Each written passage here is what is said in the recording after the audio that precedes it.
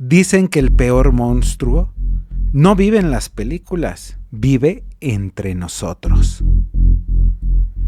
En México, más de 1 millón de personas podrían tener rasgos psicopáticos, pero no los reconoces porque tienen familia, trabajo y una vida normal. Ahora imagina esto, un pequeño pueblo, calles oscuras y un hombre que todos conocen, pero nadie se atreve a enfrentar.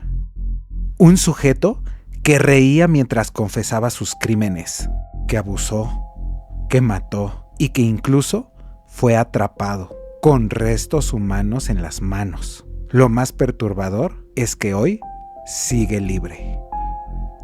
Esta no es una historia de ficción, es la historia real de un hombre al que llamaron el carnicero de Chetumal. Y cuando termine este video, vas a cuestionarte algo muy simple, pero aterrador. ¿Cuántos como él están caminando a tu lado sin que lo sepas? A continuación, la carta que nos enviaron. Hola amigos de Mentes. Me gustaría compartir esta historia con ustedes y sus seguidores. Lo que les narro a continuación surgió en una simple charla en la mesa junto a mis padres. Hablábamos de su visita a un pueblito el año pasado. Cambiaré los nombres de las personas que mencione, debido a que el sujeto en cuestión aún vive. Y no puedo precisar si sigue siendo alguien peligroso, pese a tener un estado de edad avanzada. ¿Cuántas veces hemos escuchado hasta el hartazgo el cliché de la realidad supera la ficción? ¿Realmente estamos conscientes de esa realidad? Pues me atrevo a decir que no. Al menos hablando por mí, claro. Es tan surrealista como un criminal puede comportarse tan naturalmente bien en su entorno. Del criminal que les hablaré, si se ponen a analizar, es un tanto peculiar y aún así estaba, entre comillas, integrado en la sociedad de cierta manera normal. Solo un dato más sobre la maldad. Investigando un poco, leí que 1 de cada 100 personas tiene rasgos psicopáticos y como muchos de nosotros tienen trabajos normales, familias, hobbies, etc. No parece mucho, pero si en México somos, según la misma investigación, alrededor de 135 millones de personas, son aproximadamente un poco más de 1 millón de personas que entre nosotros presentan esta condición particular. Es equivalente a llenar el Estadio Azteca 15 veces. Vaya, la maldad no está lejos, está más cerca de lo que se cree. Pues bien, imaginen un pueblito rural en Veracruz, por allá de los años 70 u 80. Sus calles de pura terracería y malísima iluminación. Pues ahí creció Genaro. Como cualquier niño en un ambiente de pobreza, era problemático desde muy joven. Y eso no cambió con el paso del tiempo. Tenía el hábito de tomar hasta ponerse borracho. Cuando eso pasaba, se volvió un hombre iracundo y realmente violento. Decía mi padre que cuando estaba así, era mejor alejarse de él, ya que no respetaba a nadie. Por su complexión fuerte y estatura medio alta, junto a las amenazas que lanzaba a quien se le cruzara en su camino, lograba intimidar a la mayoría. Constantemente estaba metido en peleas de cantinas, solo o junto a sus hermanos. No era raro verle moretones, cortadas en su cara, en sus brazos, en sus piernas, puesto que sí había gente que lo encaraba. Pero la mayoría de esas raras veces era porque lo golpeaban entre 2 o 3 hombres. Supe también que Genaro se dedicaba a cometer delitos menores. Ya saben, escándalos, riñas y comportamientos que alteraban el orden público. Luego escaló a robos con violencia y unos con tentativa de homicidio, por los cuales ya era identificado en el barrio y también por los policías. No sé si por estos delitos pisó la cárcel. Una vez mi abuela le llegó a guardar una bolsa con bastante dinero, según mi papá, ya que fue testigo de eso. Genaro pasó a recogerla al poco tiempo, dándose cuenta mi abuelo, quien la regañó, diciéndole que no hiciera eso, que no sabía en qué clase de problemas andaba aquel hombre. Ella terminó por aceptar que lo que hizo fue muy peligroso y errado de su parte. Genaro no solo cometió crímenes en el estado de Veracruz, también rondaba los estados aledaños y en especial Quintana Roo. Él formó parte del crimen organizado, pero gracias a su constante cambio de residencia, tuvo la facilidad de evadir a la justicia, y más con lo corrupto e ineficaz que es el sistema judicial desde hace tiempo. Lo repugnante y miserable de este sujeto se agravó con este hecho que les contaré. Como bien les recuerdo, cuando decidía beber alcohol, se le aflojaba bastante la lengua y por ello contaba sus actos a quien estuviera con él, como si fueran de lo más cómicas, sin mostrar algún tipo de vergüenza, mucho menos de arrepentimiento. Era el mismo Genaro el que contó a varios muchachos del barrio que junto a otra escoria, al cual le decían el Caño, había estado bebiendo y discutiendo bastante, y mientras iban por las calles de Terracería, aprovechándose de la baja iluminación, a medianoche se habían fijado en un chico que iba delante de ellos, solo y sin nadie más a su alrededor por el camino. Estas mierdas, con todo respeto para el público, siguieron al chico hasta alcanzarlo. Lo golpearon, lo sometieron y así abusaron sexualmente de él. Y cuando terminaron, lo amenazaron, diciéndole que no dijera nada o lo matarían. Cuando mi padre me contó eso, me dio una rabia.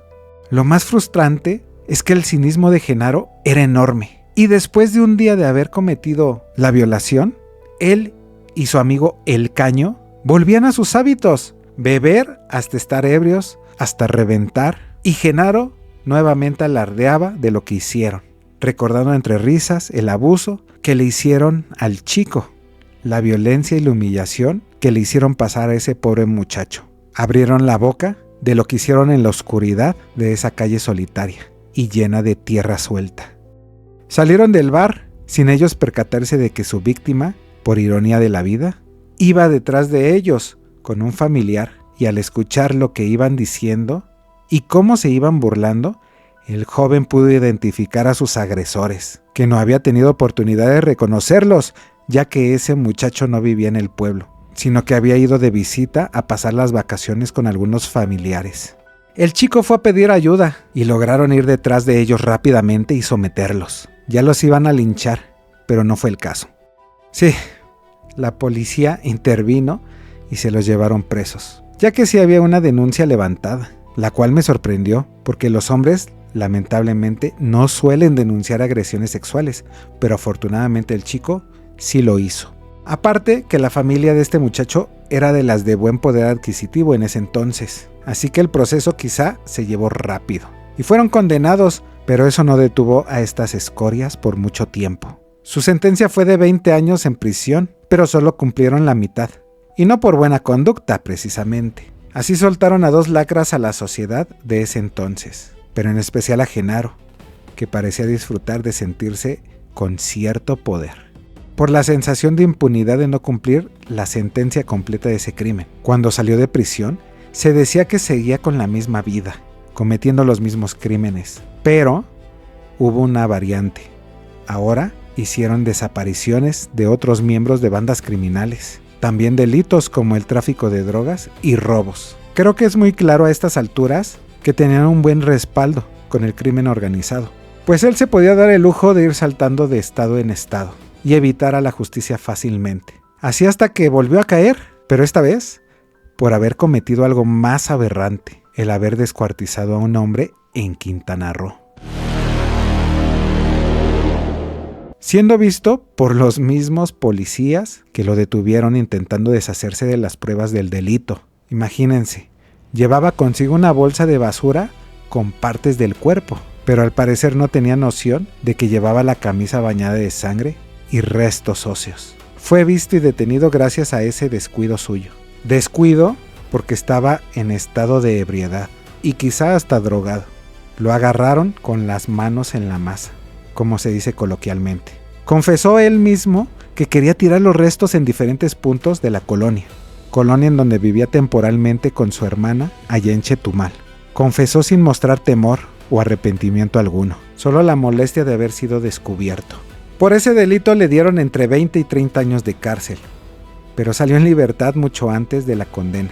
Y de ahí le pusieron el descuartizador o el carnicero de Chetumal, según los titulares de los periódicos locales de esa época. Genaro ya tiene unos 72 años aproximadamente, pero según mis papás, no se ve mal en su estado físico. Él tuvo una familia, una hija que no lo quiere ni ver, y una única hermana que le dejó de hablar hace décadas. Como dato, él tenía otro hermano. Ese hermano tenía metido a uno de sus hijos en los Zetas, en la época donde se desató la violencia con ese grupo de narcotráfico, quienes lo amenazaron, que le bajara de huevos al sobrino o lo iban a levantar. Y en efecto, eso pasó.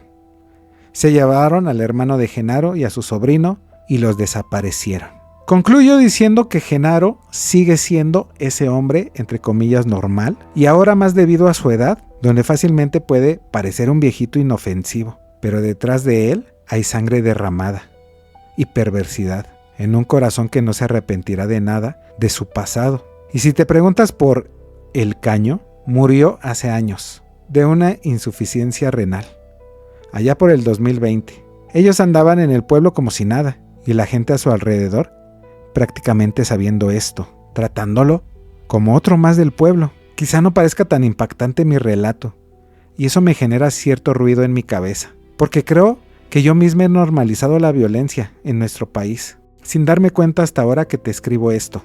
No exageré ni inventé nada, y ese punto es algo chocante. ¿Por qué un personaje así no sería impactante? Así que quiero finalizar con esta pregunta. ¿Con cuántos verdaderos dementes nos estaremos cruzando en nuestra vida diaria? Ya somos como los habitantes de mi localidad en Veracruz, que reintegran a personas hacia la sociedad.